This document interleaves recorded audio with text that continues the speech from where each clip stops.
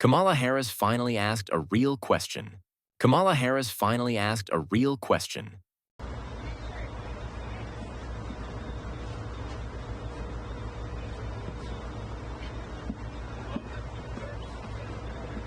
you guys.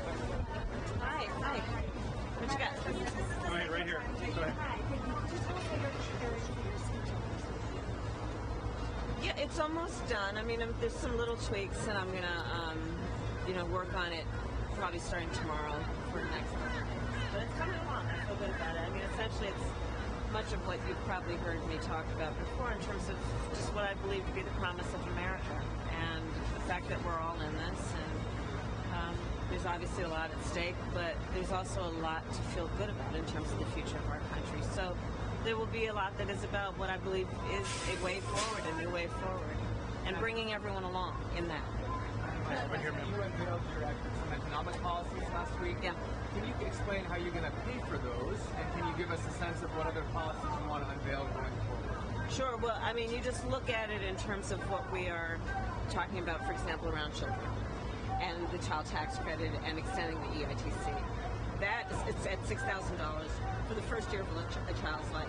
The return on that investment in terms of what that will do and what it will pay for will be tremendous. We've seen it when we did it in the first year of our administration. We reduced child poverty by over 50%.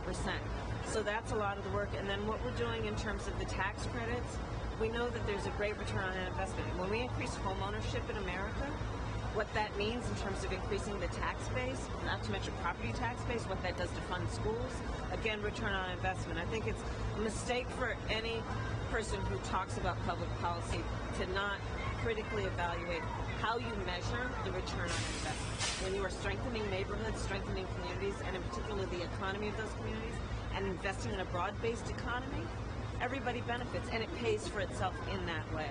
Madam Vice President, CBS News has a new poll shows that you're 3 points up nationally. What's your response to this? Do you still consider yourself the underdog here?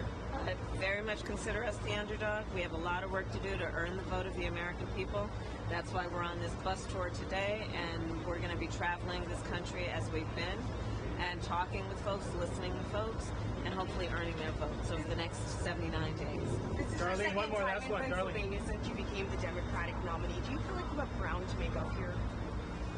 I feel like we need to earn everyone's vote, and that means being on the road, being in communities where people are, where they live, whether it be a high school football team and being there at their public school while they're there at practice and talking to their coaches, whether it means going to the local fire station and talking with our incredible firefighters about what they need and what they have a right to expect, such as that we are going to pay attention to how they give up so much to keep communities safe, what they do to preserve what we want in terms of the quality of life, and we need to give it back to them in terms of better equipment and the work that they do every day. So I'm going to be out here with Tim, with the second gentleman, with Mrs. Walls, and we're going to be working on earning every vote between now and November.